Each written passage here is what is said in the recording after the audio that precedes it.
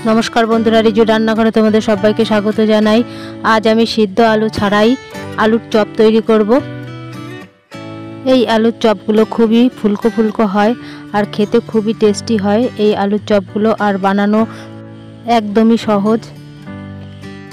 তাহলে চলো বন্ধুরা এই আলুর চপটা আমি কিভাবে তৈরি করলাম দেখে নিই। এখানে দুটো আমি আলু নিয়ে নিয়েছি। এই আলু দুটোকে আমি খোসাটা ছাড়িয়ে নিয়েছি আর দুই পাশ দিয়ে এইভাবে কেটে ফেলেছি। তাহলে এই আলুটা বেশ গোল গোল হবে আর ভাজার সময় একদম সমান হবে আলুর চপগুলো। এরপর এই আলুগুলো আমি এইভাবে পিস পিস করে পাতলা করে কেটে নিয়েছি। এবার ভালো করে জলে আমি ধুয়ে নেব 2-3 বার। আলুটা ধুয়ে আমি একটা সুতির কাপড় দিয়ে সুন্দর করে মুছে নিয়েছি যাতে জল না থাকে আলুর গায়ে একটুও। দেখো বন্ধুরা একটুও জল নেই।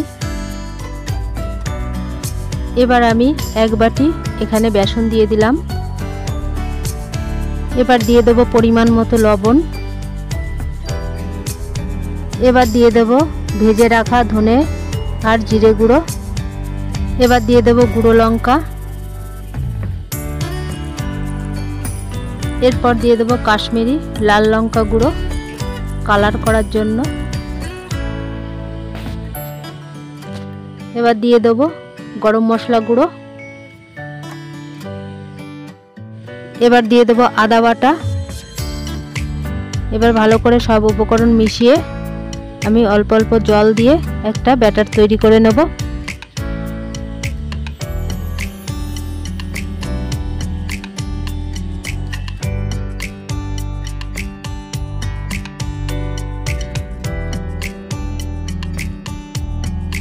এই ব্যাটারটা যত ফেটানো হবে চপগুলো কিন্তু ততটাই ফুলবে। ব্যাটারটা তৈরি আমার হয়ে গেছে। এবার একটা আলু নিয়ে আমি এইভাবে ব্যাটারের ভিতর ডুবিয়ে তেলে ছেড়ে দেব।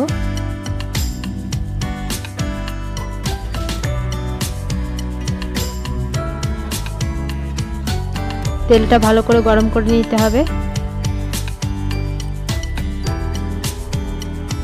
এবার উল্টে পাল্টে আমি ভেজে নেব।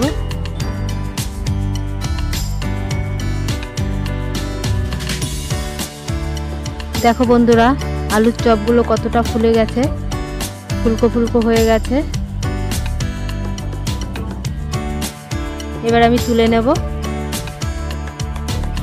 আমি আরেকটা ভেজে নিচ্ছি এইভাবে। দেখো বন্ধুরা প্রত্যেকটা চপ ফুলছে। এইভাবে সব ভেজে নিয়েছি আমি আলুর চপগুলো। দেখো বন্ধুরা কতটা সুন্দর হয়েছে।